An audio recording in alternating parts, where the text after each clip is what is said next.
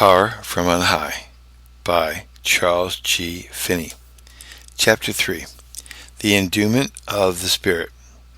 Since the publication of the Independent on my article on the Power from on High, I have been confined with protracted illness.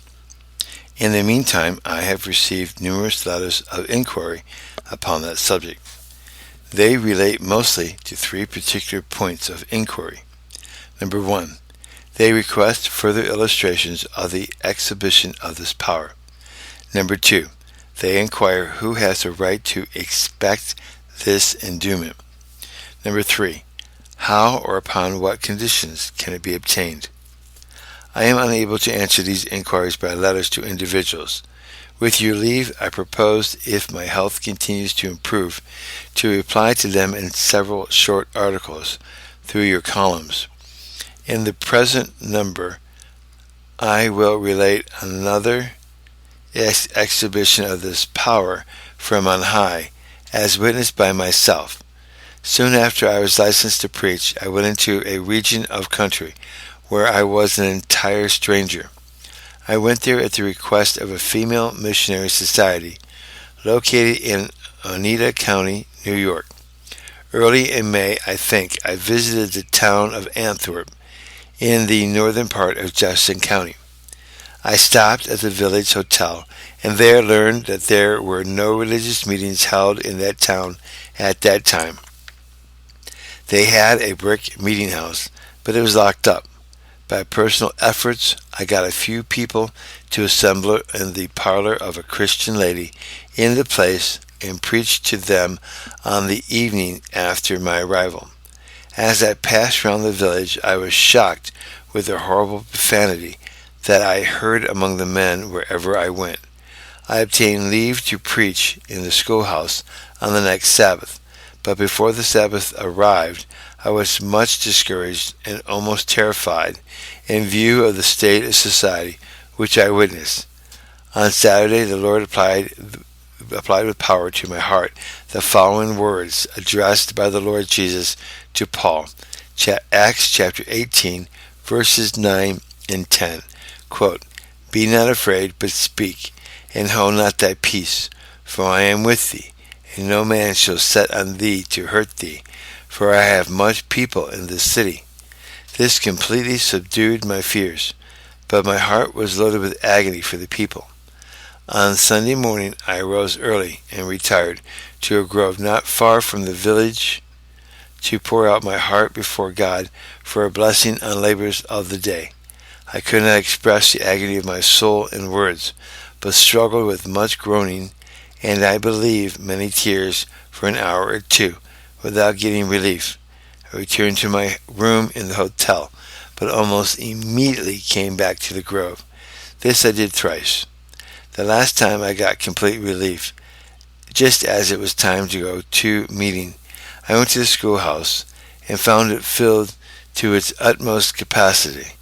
I took out my little pocket Bible and read from my text, "God so loved the world that he gave his only begotten Son, but have everlasting life."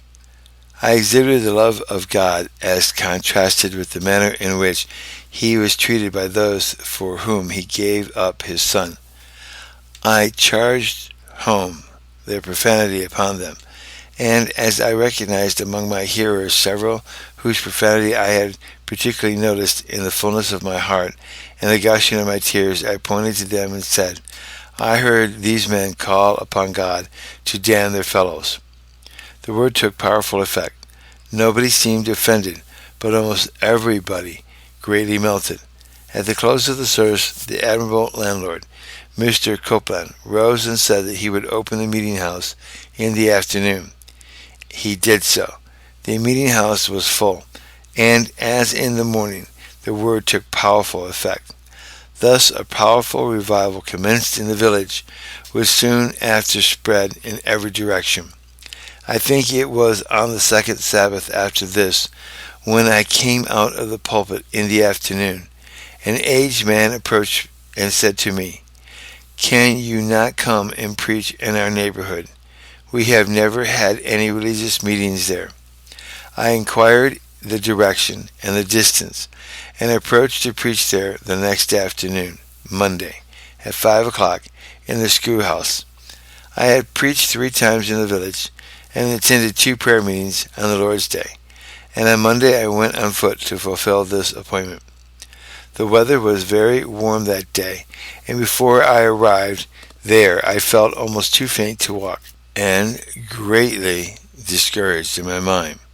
I sat down in the shade by the wayside, and felt as if I was too faint to reach there, and if I did, too much discouraged to open my mouth to the people.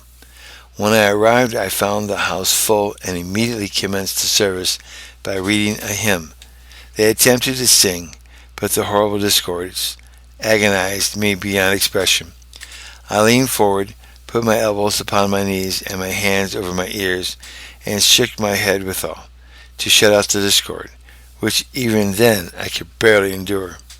As soon as they had ceased to sing, I cast myself down upon my knees, almost in a state of desperation. The Lord opened the windows of heaven upon me, and gave me great enlargement and power in prayer.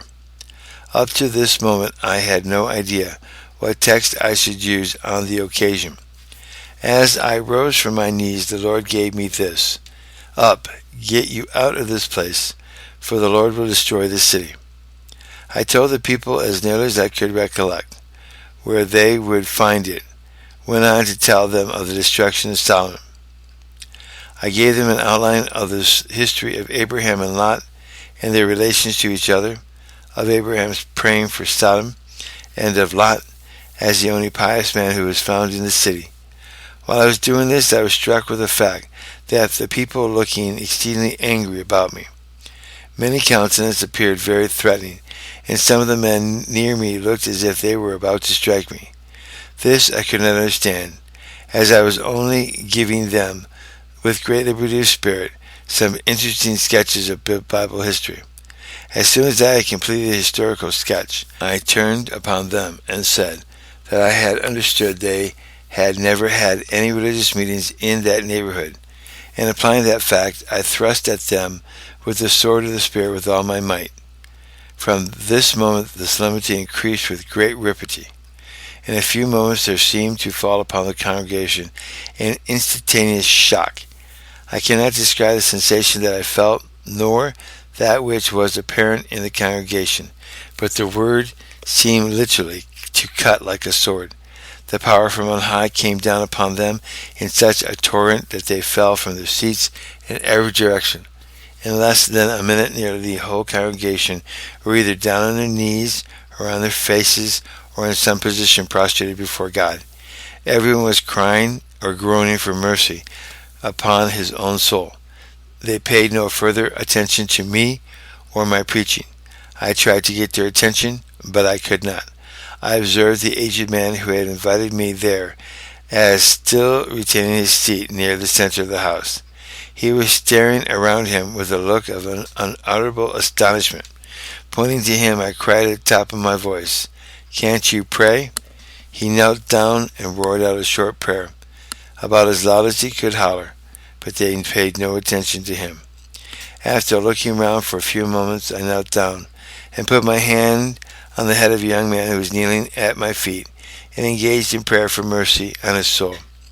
I got his attention and preached Jesus in his ear. In a few moments he seized Jesus by faith and then broke out in prayer for those around him.